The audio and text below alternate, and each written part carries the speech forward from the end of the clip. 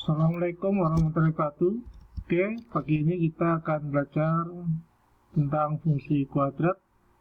Lanjutan dari bab yang kedua, kita masuki bab yang ketiga. Sebelum belajar, marilah kita berdoa menurut keyakinan masing-masing. Doa mulai. Sudah selesai. Oke, kita akan belajar tentang matematika, tentang fungsi kuadrat. Pertama adalah kompetensi dasar yang kita harapkan adalah menjelaskan fungsi kuadrat dengan menggunakan tabel, persamaan, dan grafik.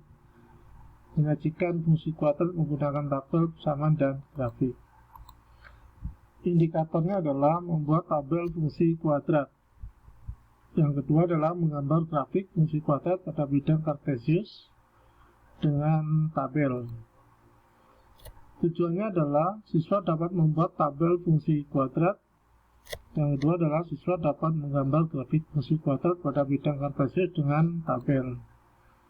Fungsi kuadrat adalah pemetaan dari himpunan bilangan nyata real ke dirinya sendiri yang dinyatakan dengan fx sama dengan y sama dengan I kuadrat plus bx plus c. Ini adalah bentuk umum dari fungsi kuadrat. Dengan a, b, dan c nya adalah anggota bilangan real. Dengan A tidak boleh sama dengan 0. Bentuk grafik fungsi kuadrat nanti adalah berbentuk parabola. Untuk mengetahui identitas yang pertama, kita mengacu pada berdasarkan nilai A dulu. Jika A lebih dari 0 atau positif, maka grafik atau parabola terbuka ke atas. Ingat-ingat ya, kalau nilai A-nya adalah lebih dari 0 positif, maka grafik membuka ke atas. Fungsi kuadrat memiliki nilai ekstrim minimum, dinotasikan dengan Y minimum. Kemudian jika A kurang dari 0 atau negatif, maka grafik atau parabola terbuka ke bawah. Jadi A-nya nanti kalau kurang dari 0 atau nilai negatif, maka grafik atau parabola membuka ke bawah. Fungsi kuadrat memiliki nilai ekstrim maksimum, dinotasikan dengan Y max atau maksimum. Kemudian fungsi kuadrat dilihat dari nilai diskriminan. Kemarin kita persamaan kuadrat juga belajar tentang diskriminan. D sama dengan B kuadrat min 4 kali A kali C. Jika D lebih dari 0, nanti setelah kita masukkan nilai B nya, A dan C nya, jika nilainya lebih dari 0, maka grafik memotong sumbu X di dua titik yang berbeda.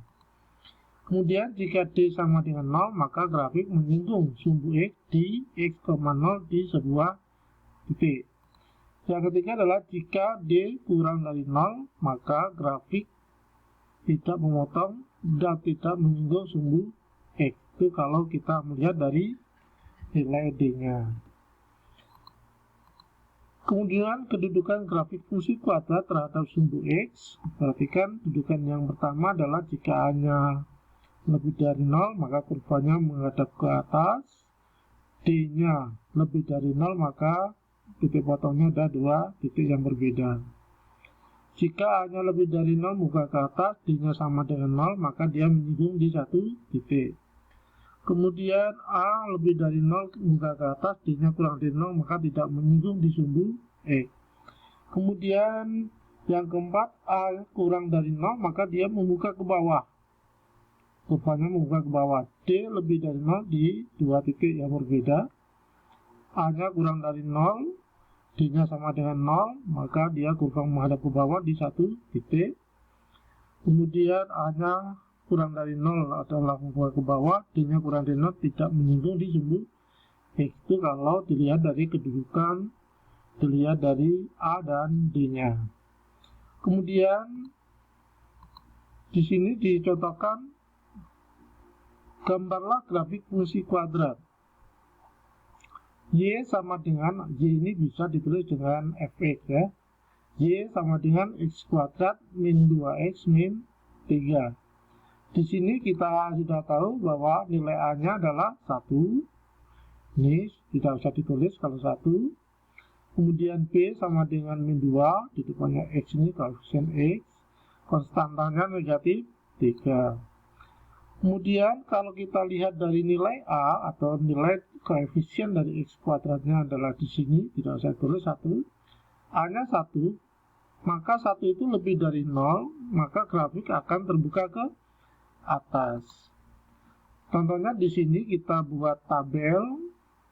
Di sini adalah X-nya kita ambil negatif 3 sampai 5. Ini kita masukkan X kuadrat min 2X konstanta, tulis semuanya, konstantanya min 3 semuanya tetap.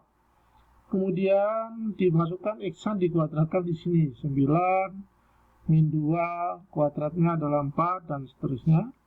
Kemudian min 2 kali X-nya kita ganti min 3 sehingga jadi positif 6, negatif kali negatif adalah positif 6 dan seterusnya. Konstanta biarkan, ya nilainya tetap.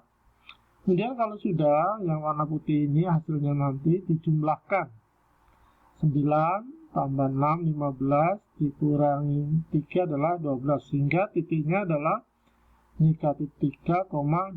Ini yang ditaruh di koordinat kartesius nanti. Di kelas 7 koordinat kartesius kita sudah belajar.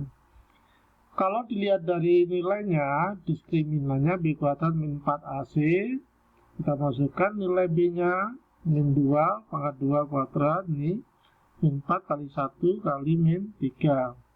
Sehingga diperoleh D sama dengan 4 ditambah 12 sama dengan 16. Karena nilainya positif 16, maka D itu adalah lebih dari 0. Berarti nanti grafik harus pertama A-nya positif, dia membuka ke atas. Kemudian dia memotong sumbu X di dua titik yang berbeda karena D-nya lebih dari 0. Langkah-langkahnya kalau ingin mencoba di sini titik bantunya sembarang dimasukkan satu-satu cara menghitungnya. X-nya min 1 ganti aja X-nya min 1 di sini kuadrat, min 2 X yang tadi min 1, kemudian C-nya tetap. Sehingga kalau kita kalikan di sini min 1 kuadrat 1, min kali min plus 2, kemudian tambah 1, 3, dikurangi 3 sama dengan 0. Sehingga titiknya adalah min 1,0. Ini yang ditaruh di mana? Di koordinat kartesius. Setelah kita sampai negatif 3 sampai 5 kita masukkan, satu-satu dihitung atau pakai tabel boleh, silakan.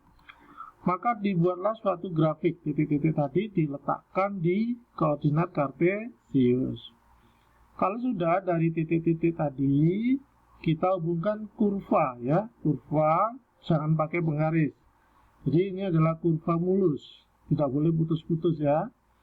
Ini sampai ke atas ya, oke. Kalau sudah, yang di tengah-tengah ini adalah yang merah ini. Ini kalau kita lihat dari di sini,